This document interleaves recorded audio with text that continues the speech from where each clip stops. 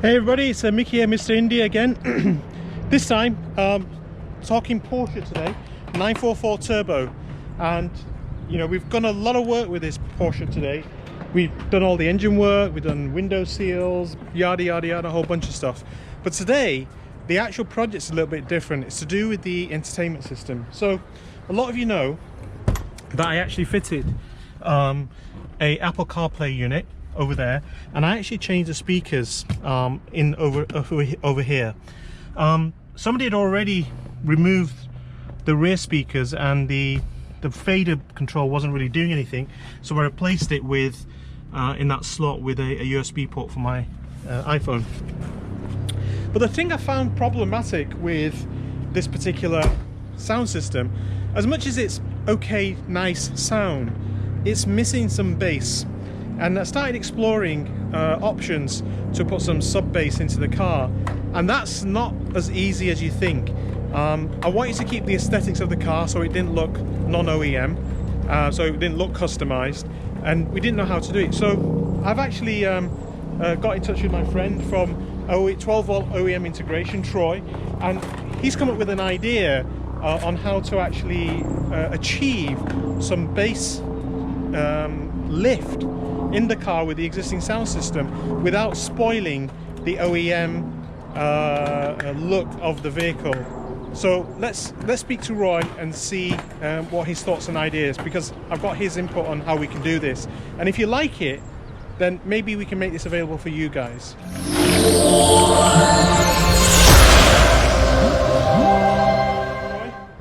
So Troy, talk to us about what you think we're going to do, because you've thought a lot about this, and you know the objective here is to keep the car as original as possible.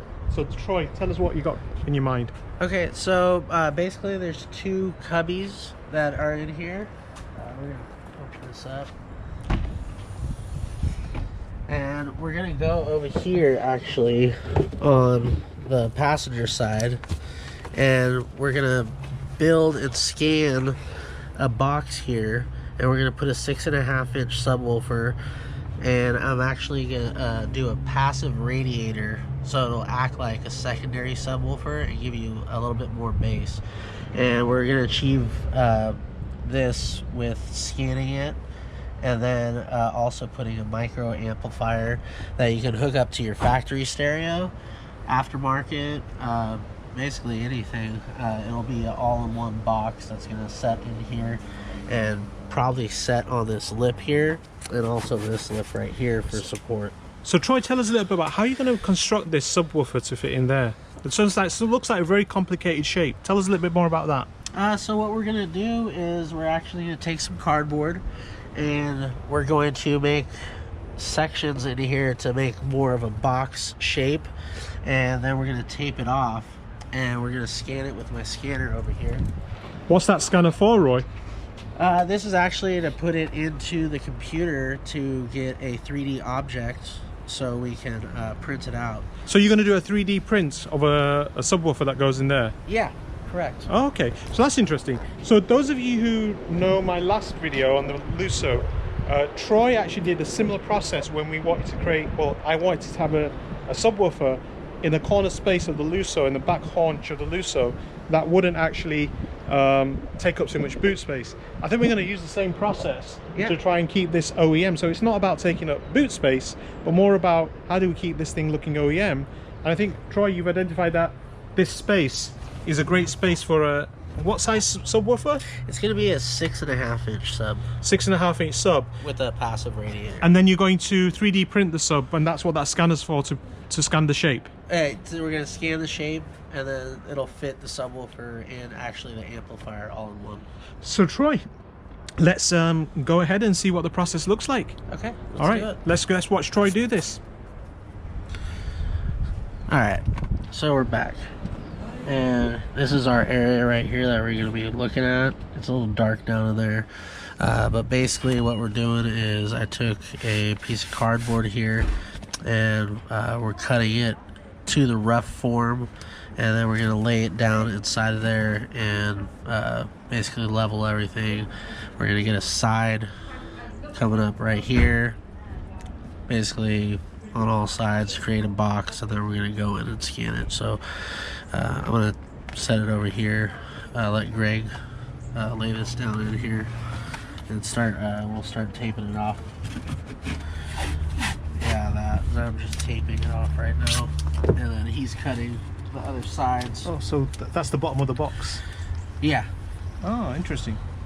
Yeah, it's gonna be the bottom, and then of course once we go in and scan it, what we're gonna do is we're actually gonna shrink the box down ever so slightly, so it'll be it'll fit in there nicely. Would you need a gasket or anything, you think?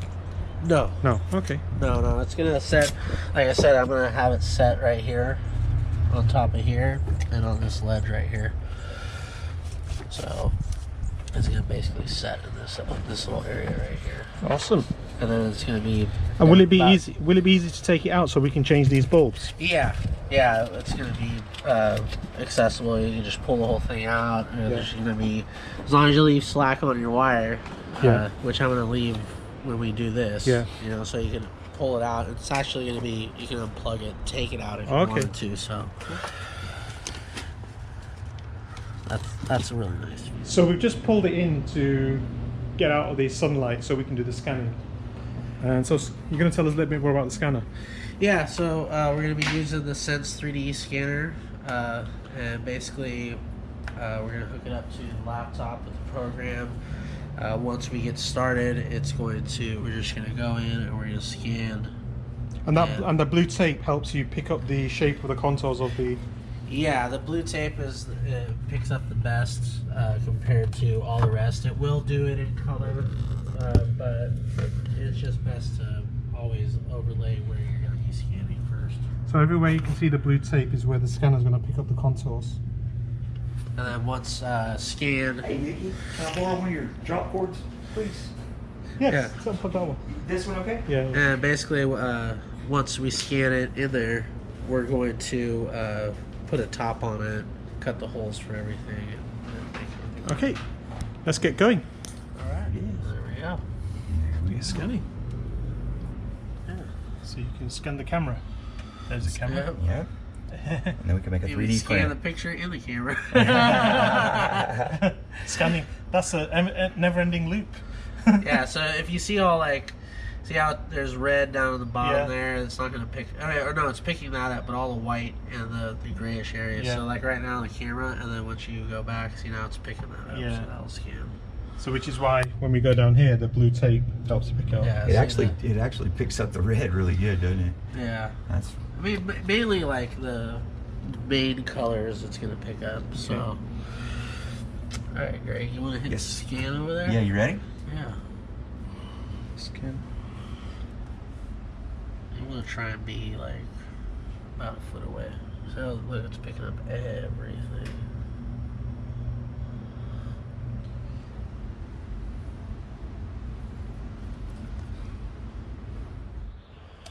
There it is. Basically the whole thing. Aside from some little blotches here, but you can build that out. yeah. Because I'm only going to build off of this. Right. So I'm going to come in with like a little inner skeleton, basically. All right. Because this is the biggest we can be, you know. Outer So we shell. have to bring it in smaller, but we got the side there. There's this part right here is this part right here. Okay. And then you got the side right here, and that's this side. Okay. And then you got your back wall, which is right there. And then this is the center wall right here. Right. Yeah. Okay.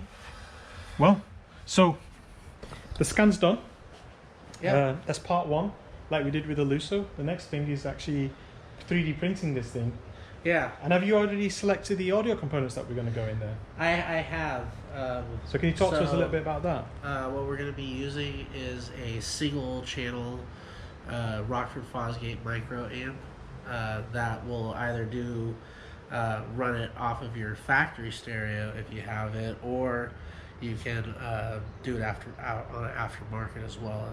Either way, and then we're also going to be doing a passive radiator, which is basically a speaker without the guts. It's just the outer shell, basically. So, and then we're also going to be doing a Dayton 100-watt RMS 6.5 inch sub. So all that will kind of play together and create a nice bass sound. Yeah, bass in there. Well, I look forward to it. I know, I'm excited. Yeah, it's quite an interesting project. I think I'm hoping you guys are looking forward to this. This is something unusual. I'm always looking at ways to innovate. So I hope you guys in the 944 community like the idea, and let's see how it gets on. Thanks, Troy. No And watch out for part 2 in what? When do you think we'll get the part 2 together? Probably in a few weeks. A few weeks, so yeah, okay. The print's going to take a little bit of time Right. To print out. It's probably going to be probably a 70 to 80 hour print. Right. So, and then it's going to take me a little bit to put the face on and everything. But yeah, we're going to say a few weeks here. So probably by the time this video comes out, it'll be a week from today. Probably about 2 weeks. About 2 weeks from when this video gets launched. You know, so we're talking what? Probably February, mid-March. We'll have the part 2. And hopefully we'll show you some interesting stuff. Yeah, that'll be installing and everything. Yeah. Thanks a lot for watching, and hope you enjoyed the part 1 of the process of making a custom sub box. And the whole idea is just before you go, if it works well, then we'll offer it out to anybody who wants one in the community. So, and if you think you're interested, just drop us a DM. We'll keep you appraised. We're trying to keep the cost low, so it's not expensive, which is why we've gone through some of why Troy's designed it the way he has. We're not 100% sure where it's at, but we're trying to make it so it's accessible to everybody. So hopefully, let us know if you're interested. Watch the process. I'm pretty sure it'll be successful. I've done a project like this with Troy before on my Ferrari GTC4 Lusso. Very confident we can get this done. See you in 3 weeks on part 2. Catch you later. All right, have a good one.